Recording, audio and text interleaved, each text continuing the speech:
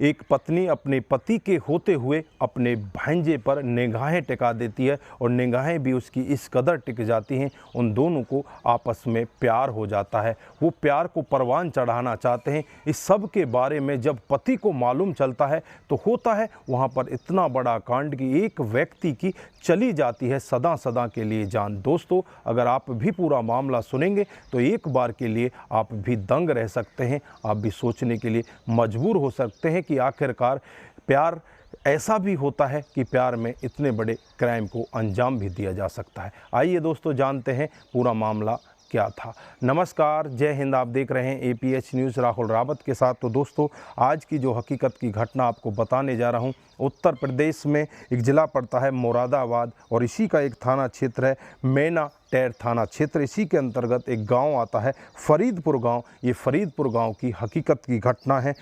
यहाँ पर हरी सिंह नाम का एक व्यक्ति जो पेशे से राजमिस्त्री होता है, आज से 7 साल पहले उसकी शादी हो जाती है। जिससे शादी होती है उसका नाम रानी होता है और इनका एक बेटा भी होता है। घर परिवार बड़े ही अच्छे से चल रहा होता है। 27 सितंबर 2016 की सुबह सुबह का वाक़या होता है, जब लोग बाग खेतों की तरफ जा रहे होते हैं तो रास्ते में एक डेड बॉडी मिलती है। अब डेड बॉडी को देखकर लोगों का जमावड़ा वहां पर जमने लगता है। लोग बाग शोर मचाने लगते हैं, चीख पुकार वहां पर होने लगती है। जैसे ही लोगों का जमावड़ा वहां पर जमता है तो उसमें से एक व्यक्ति निकल कर आता है। वो उस डेड बॉडी की पहचान कर लेता है। वो कहता है कि ये तो मेरे गाँव का रहने वाला हरी सिंह है। अब ऐसा मामला सुनकर तुरंत ही पुलिस को फ़ोन किया जाता है। पुलिस मौके पर पहुंच जाती है, डेड बॉडी को अपने कब्जे में लेती है और फिर हरी सिंह के घर पर फ़ोन किया जाता है। हरी सिंह के घर से हरी सिंह की पत्नी आती है जिसका नाम रानी होता है। वो भी दहाड़े मारकर रोने लगती है। पुलिस डेड बॉडी को अपने कब्जे में लेकर उसे पोस्टमार्टम के लिए भेज देती है और सबसे पहले पुलिस रानी के पास पहुंचती है। जब रानी से पूछताछ करती है तो रानी रोकर यही कहती है कि मेरा पति तो बहुत सीधा साधा था। फिर रानी से पूछा जाता है कि क्या तुम्हारे पति की किसी के साथ कोई दुश्मनी थी, तो वो यही कहती है कि मेरे पति की किसी के साथ कोई दुश्मनी नहीं थी, मेरा पति तो बहुत ही अच्छा था। लेकिन वहाँ पर इस लड़के की दादी बैठी होती है। दादी कहने लगती है कि सितंबर 2016 की रात को करीब 8:30 बजे का वक्त होता है, जब मेरे पोते के पास एक फ़ोन आता है और ये खाना खा रहा होता है। खाने को छोड़कर उस फ़ोन को लेकर ये बाहर की तरफ निकलने लगता है और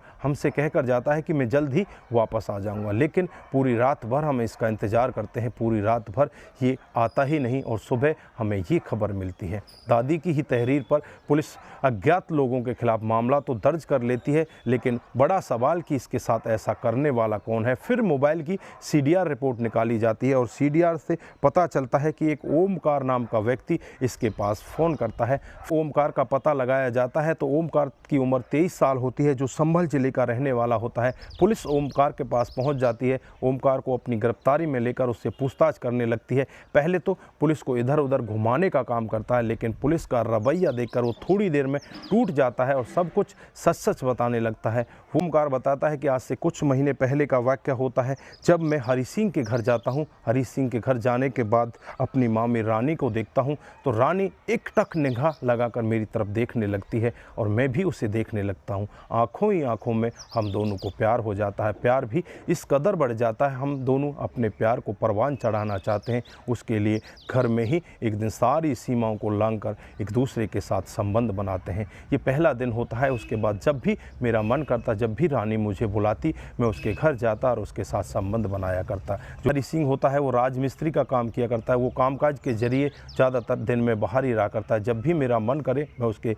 घर पर चला जाता हूँ। वाक़या होता है जब अड़ोसी पड़ोसी हरी सिंह से कहते हैं कि तेरी पत्नी के अवैध संबंध, जो लड़का तुम्हारे घर पर आता है ओमकार, उसके साथ हैं। पति इस पर विश्वास नहीं करता। फिर दोबारा उससे कहा जाता है तो पति अपनी पत्नी से बातचीत करता है, उससे धमकाने लगता है, उसके साथ बहुत ज़्यादा गाली गलौज करता है और उसके बाद जो ओमकार होता है उसे भी बहुत ज़्यादा धमकाता है और उसे अपने घर आने से मना कर देता है। ओमकार भी घर आने से बंद हो जाता है। जो रानी होती है वो भी उससे नहीं मिल पाती, ना ही फ़ोन पर ज़्यादा बातचीत हो पाती, क्योंकि पति हरी सिंह अब इन पर निगाह रखने लगता है। अब पत्नी बहुत ज़्यादा परेशान हो जाती है और एक दिन अपने बॉयफ्रेंड ओमकार के पास फ़ोन करती है और उससे कहती है कि मैं तुम्हारे बगैर नहीं रह सकती, मैं तुम्हारे साथ ही रहना चाहती हूँ, मेरे पति को रास्ते से हटा हटा दो। उसके लिए प्लान बनाते हैं और प्लान के तहत ही 24 सितंबर को रानी अपने मायके चली जाती है। और 26 सितंबर का वाक़या होता है जब रात को 8:30 बजे होते हैं।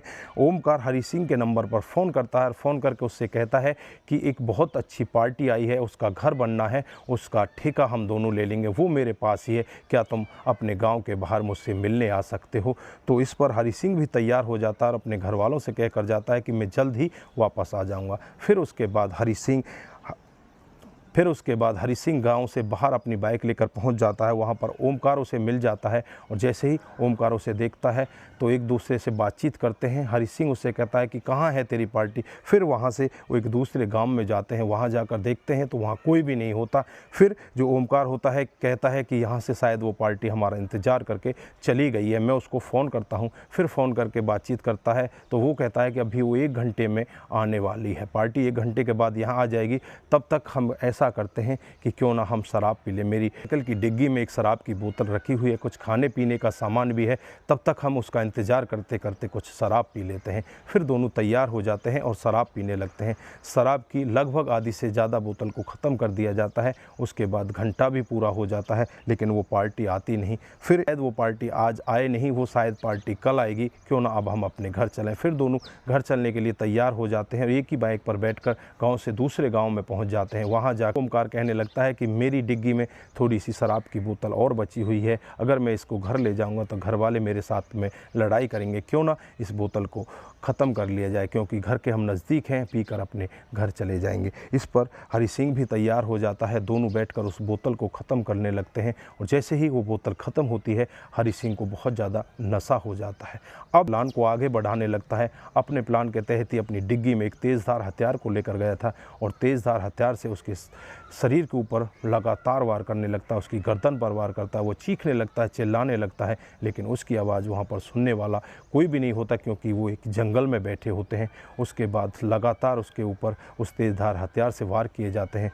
वहीं पर हरि सिंह लहूलुहान हो जाता है और वहीं पर उसकी मौत हो जाती है। उसे वहीं पर फेंक कर वो अपने घर जाने लगता है। उससे पहले वो जो ओमकार रानी के पास फ़ोन करता है और उससे कहता है कि तुम्हारा काम हो चुका है, अब तुम्हें किसी भी तरह से डरने की ज़रूरत नहीं है, लेकिन तुम्हें ड्रामा करना होगा। जब भी तुम्हें इस बारे में पता चले कि तुम्हारे पति की मौत हो चुकी है तो तुम दहाड़े मारकर रोना और इस तरह का ड्रामा करना कि जैसे तुम्हें कुछ भी पता नहीं है। जब ये पूरा मामला सुनती है तो पुलिस भी इस मामले को सुनकर एक बार सख्ते में आ जाती है और सोचने के लिए मजबूर हो जाती है कि आखिरकार ये ऐसे झूठे अवैध संबंधों के चक्कर में कितने बड़े क्राइम को अंजाम दे डालते हैं। पुलिस ओमकार की ही तहरीर पर रानी के खिलाफ भी मामला दर्ज कर लेती है। इन दोनों के खिलाफ मामला दर्ज करके इन दोनों को फ़िलहाल के लिए जेल के अंदर भेज दिया जाता है। लेकिन अपने पीछे ये बहुत सारे सवाल छोड़ जाते हैं कि अवैध संबंधों के चलते हुए इस रानी ने ज़रा सा भी नहीं सोचा कि तेरे 3-4 साल के बच्चे का क्या होगा। जो छोटा सा बच्चा पीछे रह गया उसको कौन सा संभाल करेगा। दोस्तों, यहाँ पर रानी का एक छोटा सा बच्चा भी है, अब वो अनाथ बनकर रह जाएगा। दादी उनके घर में है लेकिन दादी का पता नहीं, वो बुजुर्ग है, वो कितने दिन तक जी पाएगी। शायद वो अपने बेटे के गम में भी अपना दम तोड़ दे, क्योंकि उसका इकलौता ही पोता बचा था और वो भी मर जाता है, उसकी भी मौत हो जाती है। उसके बेटा बहू तो पहले ही मर चुके थे। जब ये हरि सिंह 12 साल का था तभी उसके बेटा बहू की मौत हो जाती है। दोस्तों, यहाँ पर आप क्या कहना चाहते हैं? एक पत्नी ने अवैध संबंधों के चलते हुए पूरे परिवार को, जो हंसता खेलता परिवार था, उसे उजाड़ कर रख दिया। ऐसी पत्नी के बारे में आपकी क्या राय है? आप क्या कहना चाहते हैं? आपकी जो भी राय है एक बार कमेंट बॉक्स में ज़रूर दीजिएगा। दोस्तों, इस घटनाक्रम को सुनाने का उद्देश्य सिर्फ आपको जागरूक करना है, आपको बताना है कि हमारे समाज में इस तरह की घटनाएँ भी हो रही हैं। दोस्तों, आज के लिए बस इतना ही। फिर मिलते हैं किसी नए मोड़ के साथ। तब तक के लिए आप अपना ख्याल रखें, अपने परिवार का ख्याल रखें, सतर्क रहें, सावधान रहें और ऐसे क्राइम को अपने आसपास ना होने दें। नमस्कार, जय हिंद,